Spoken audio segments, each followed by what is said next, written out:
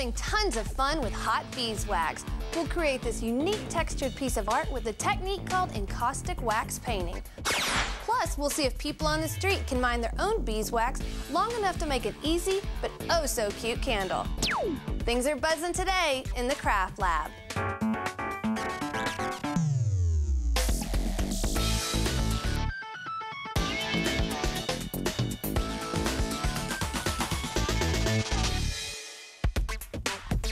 Hey, welcome to DIY's Craft Lab. I'm Jennifer Perkins. Look at all these amazing examples of encaustic wax art. Over here, I love this one. It's kind of got a rabbit theme. There's a little bunny inside. Then we have the little cupcake topper. So cute. Then here we have a paint tin, which I typically just use for my roller. But this guy is filled up with all kinds of stuff. There's buttons, there's corks, all different types of ephemera.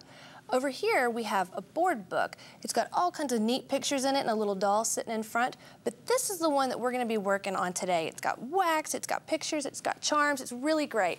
And joining me with these wax wonders is mixed media artist Darlene Shaper from darleneshaper.com. Hi, Darlene. Hi, Jennifer. So now what are some wax tips, some safety tips? Well, you're going to want to work in a well-ventilated area. It does have a little bit of fumes that come off of it. And just be generally careful and cautious because it is hot and it's on a hot plate right here. Okay. So now the first thing you'd want to do is start with some beeswax, right? That's correct. And we have some Damar crystals here. And Damar crystals are very important to encaustic wax because it makes your finished product archival as well as much more transparent. So it's an important part of the process. Yes. And those two things are kind of tricky to mix together, so it's a good thing that you can buy pre-mixed that all you got to do is heat, right? Here's the pre-mixed right here. And as you can see, it's nice and liquid on this hot plate. Nice and melted. Okay. So then we're going to want to go ahead and mix up our palette here. And these colors come in a powdered pigment. And I usually, this is also the same as this, just poured into a smaller one. Just a little, little bitty container. Yeah, I put about a half a teaspoon in there and then stir that. Okay, so now how hot is the griddle? This griddle, I think, is around 275 degrees. You just don't want anything to be steaming or any boiling going on that. So you don't want it too hot? Yeah, if that's happening, just turn it down. And you know, and the other thing is too, obviously, since we're just doing one little ramekin and we're in a big, well-ventilated area, it's not a big deal. But if we were going to mix up all these colors, we might want to pop on a little masky poo or something, right? Right, a mask would definitely be needed. And another important thing to point out is that your pancake days on this griddle are over after you do this. It's just an art tool. Okay, I think I'm good and mixed. Okay. So now we got our rainbow full of colors. Right, so now we're going to take a look at our canvas, but our canvas for encaustic paint is going to be a board or a hard surface of some kind that's porous. And as you can see here, I have a piece of plywood, and these edges have already been pre-sanded just for splinters. Okay, nobody likes splinters in their art, no fun. Or in your fingers. So we're just gonna brush on? Yeah, we're gonna go ahead and brush that on in just nice even strokes. Okay, just dip into the tuna can. And you can see how it cools pretty quickly. Oh yeah, it definitely does, really quick. And it goes on really easy too. I'm surprised at how easily it flows right onto the wood. So just cover the entire thing? Yeah, you would cover your entire board. And this is an embossing heat tool.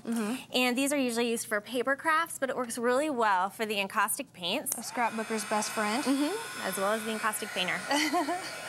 So now just about 1 inch to 2 inches above here, you're just gonna do what's called burning in. And encaustic actually means burned in. So you're just kind of burning the wax into our wood canvas? Yeah. Okay, I think I'm good and coated. Yeah. So you can see how it's melting here. Oh, yeah. So it really sinks in. Yeah, so it's sinking in. So now, let's move this one out. We'll take a look at this piece. And this one, as you can see, is much smoother and burned in here. Yeah, the wax is all kind of soaked in and burned in. Yeah. Very nice and slick. Right. So you could go ahead and paint on this if you choose. I, for my own taste, like to put a piece of fabric or something on here with a pattern. And how can you resist the Charmo cherries? Yeah, and this is a also a porous surface. And this is going to kind of embed it into onto our wood canvas, piece. Yeah. Okay. So just I'm doing the same thing, just painting the wax right on. Right. And then you'd heat it again with the gun. Right, so this is the exact same step as we did before. And once again, you can see burning it in. It's burning it in and kind of giving it an even surface on the top. There we go. So then cover the whole thing. Yeah, the whole thing.